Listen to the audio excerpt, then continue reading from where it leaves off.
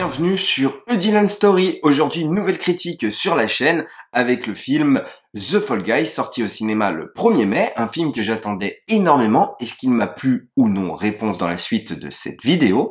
Avant ça, n'hésitez pas à liker, partager et à vous abonner et à me dire dans les commentaires qu'est-ce que vous avez pensé du film. De quoi va parler The Fall Guy? On va suivre un cascadeur du cinéma du nom de Colt qui est follement amoureux d'une cadreuse du nom de Jodie. Un jour sur un tournage, il va avoir un grave accident et va décider de mettre fin à sa carrière de cascadeur ainsi qu'à sa relation amoureuse. Une année plus tard, une productrice assez manichéenne du nom de Gail va le rappeler pour aller faire un tournage en Australie qui va le décliner dans un premier temps, mais va accepter quand il va apprendre que Jodie est passée de cadreuse à réalisatrice. Il se pointe en Australie, il apprend que l'acteur qu'il doit doubler, à savoir Tom Ryder, qu'il a toujours doublé d'ailleurs dans sa carrière, a disparu, et donc dans la vraie vie, il va devoir tout simplement retrouver l'acteur disparu, déjouer un complot et récupérer l'amour de sa vie. Et vous allez me dire que le scénario est complètement con, et je suis totalement d'accord avec vous, le scénario est complètement con. Mais qu'est-ce que ce film est fun, putain, mais qu'est-ce qu'on s'amuse, bordel, et c'est jouissif. Parce que oui, David Leitch, qui est le réalisateur, il en a rien à foutre du scénario. Tout le film est centré sur le personnage du cascadeur. Le propos du film, c'est le cascadeur, ainsi que la réalisation. Deux choses qui lui tient énormément à cœur. Je rappelle, David Leitch était, avant d'être réalisateur, cascadeur. Il a réalisé ensuite, par la suite, par exemple, Deadpool 2, ou encore, dernièrement, Bullet Train. Et donc, c'est deux choses qui lui tiennent énormément à cœur, et d'ailleurs il en fait une relation amoureuse entre les deux. C'est pour ça que l'histoire d'amour est tant au centre du film, entre du coup le personnage de Colt et de Judy, deux choses qui lui tiennent énormément à cœur. Et donc le reste, il en a rien à foutre si vous voulez. Et j'adore parce que le cascadeur qu'on présente comme un personnage justement de l'ombre, des personnes qu'on ne voit jamais, qu'on ne connaît pas finalement, dont d'ailleurs le film appuie très bien là-dessus, n'ont même pas d'Oscar, hein, donc voilà, c'est assez quand même fou de ce côté-là.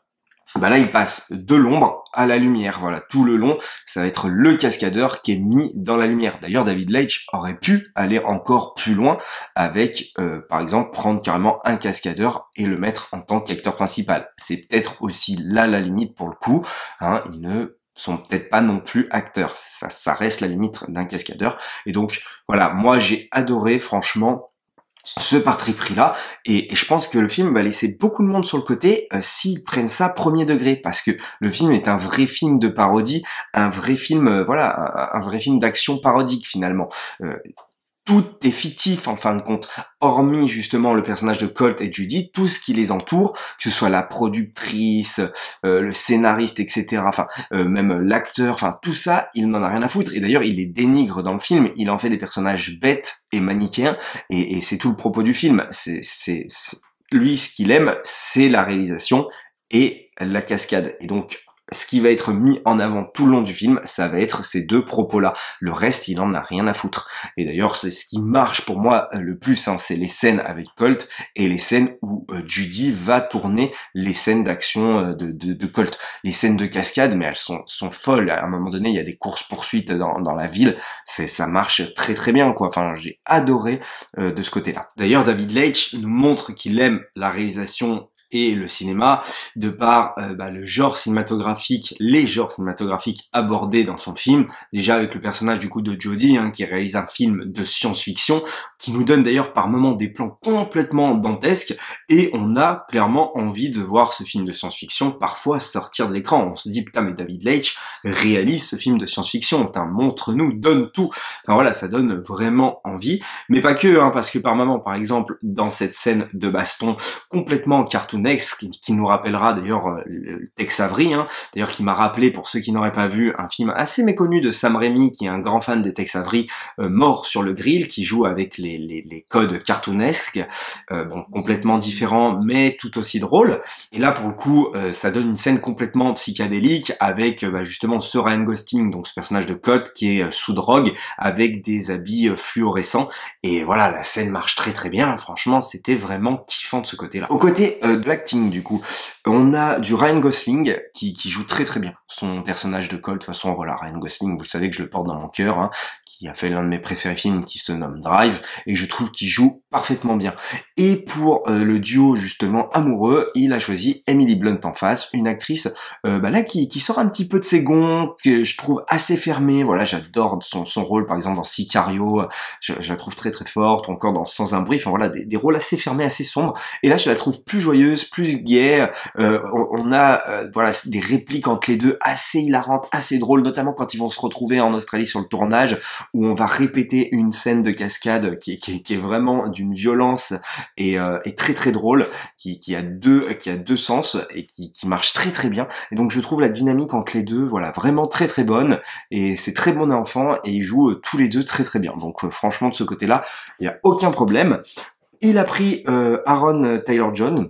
C'est pas la première fois qu'il le prend, on l'avait vu dans Bullet Train, qui est un acteur que j'apprécie particulièrement, là, qui fait du coup Tom Rider, hein, un acteur connu dans ce film-là, et qui est un peu bêta, et qui le fait très très bien, ça marche très très bien. Mais surtout, il a pris Ada Attingham, qui je rappelle est Rebecca dans la série Ted Lasso, qui est vraiment une actrice, c'est un petit bijou. Moi, je l'ai découvert de par Ted Lasso, et donc ouais, je suis tombé vraiment amoureux. Et là, elle va jouer une productrice, comme je le disais, assez manichéenne, et qui marche là encore une fois très très bien. J'aime beaucoup son personnage, j'aime beaucoup son jeu d'actrice à Gail. Et voilà, on ne voit pas forcément les choses arriver justement du côté de son personnage, et c'est assez intriguant. J'en dis pas plus, mais vous verrez, il y a une petite surprise de ce côté-là. Et pour finir, il y a aussi Winston Duke, un excellent acteur aussi je trouve, hein, qui donc est M'Baku dans le MCU. Et là j'aime bien encore une fois sa prestance.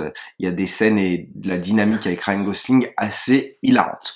Donc vous l'aurez compris, c'est un film très très fun. Voilà, moi je trouve qu'on passe un excellent moment. Ça fait plus de 2 heures le film, hein, il me semble. Et donc voilà, les scènes d'action, les scènes de cascade marchent très très bien. Elles sont très bien filmées. La musique est toujours bien choisie aussi. La musique marche très très bien aussi. Et donc voilà, tout le propos du film marche sur ce duo, cette dynamique amoureuse. Et ben moi je trouve que ça fonctionne à merveille, et j'ai été émerveillé par ce film. Et de toute façon, David Leitch est quelqu'un vraiment qui m'amuse. J'avais beaucoup d'appréhension et d'a priori sur Bullet Time lors de mon premier visionnage. Je l'ai ensuite revu, et c'est vrai qu'en fait je kiffe ce film finalement. Je me dis putain mais non, mais en fait c'est juste fun et on s'éclate quoi. Et là je trouve qu'il est même mieux fait en termes d'action que Bullet Time, qui par moment en termes d'effets visuels c'était un peu dégueulasse le train, faut dire ce qui est, mais bon ça restait léger et ça restait très très efficace. J'aime beaucoup ce film, mais là je trouve que ça marche bien mieux visuellement. Et bah tout le délire, enfin franchement la fin ça part dans tous les sens, on en a pour notre argent tout simplement. Pour ceux qui sont venus voir des scènes de cascade d'un cascadeur, et ben ça fonctionne de ce côté-là, il y a aucun problème. Pour ceux qui seraient venus voir un film un petit peu plus sérieux, là c'est vrai que vous allez être perdu si vous n'aimez pas cet humour parodique et décalé. Je tiens à rappeler aussi que The Fall Guy est un remake en fait d'une série des années 90, il me semble, 80 peut-être, qui marchait de la même manière, hein, avec un cascadeur dans le rôle titre de la série. Une série que j'ai envie de voir du coup grâce à ce film. Peut-être que elle vaut vraiment le coup, elle vaut peut-être vraiment son pesant d'or. D'ailleurs, son acteur principal se trouve, justement, il y a un petit clin d'œil, se trouve dans le film. On a même quelques guests encore une fois qui apparaissent comme ça à la fin du film. C'est une habitude chez David Leitch, hein, il l'avait fait avec Bullet Time, donc voilà, j'en ne dis pas plus, et il l'avait fait d'ailleurs aussi avec Deadpool 2, notamment avec une scène de Brad Pitt qui est là, qui apparaît d'un coup.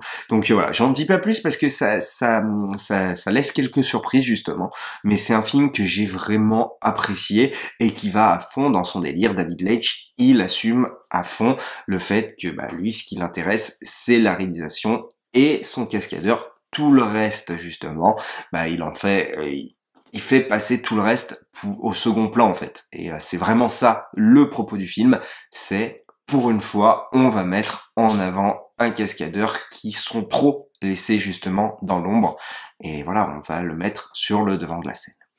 Voilà pour The Fall Guys, je n'irai pas dans une partie spoiler, voilà, je vous laisse aller voir le film, je trouve qu'il faut vraiment le découvrir de ce côté-là. En plus, il n'y a pas non plus énormément de choses à spoiler en disant oh là là, il se passe ça, non, ça va, ça reste très correct de ce côté-là, donc inutile de partir sur une partie spoiler. Vous l'aurez compris, un film qui m'a beaucoup amusé, où j'ai beaucoup ri, pardon, et que j'ai hâte de redécouvrir avec vraiment impatience. C'est pour ça que je lui mets la note de 4 sur 5. N'hésitez pas à liker, partager et à vous abonner et à me dire dans les commentaires vous la note que vous mettez à ce film. Et puis comme d'habitude, on se dit à la prochaine pour une prochaine histoire.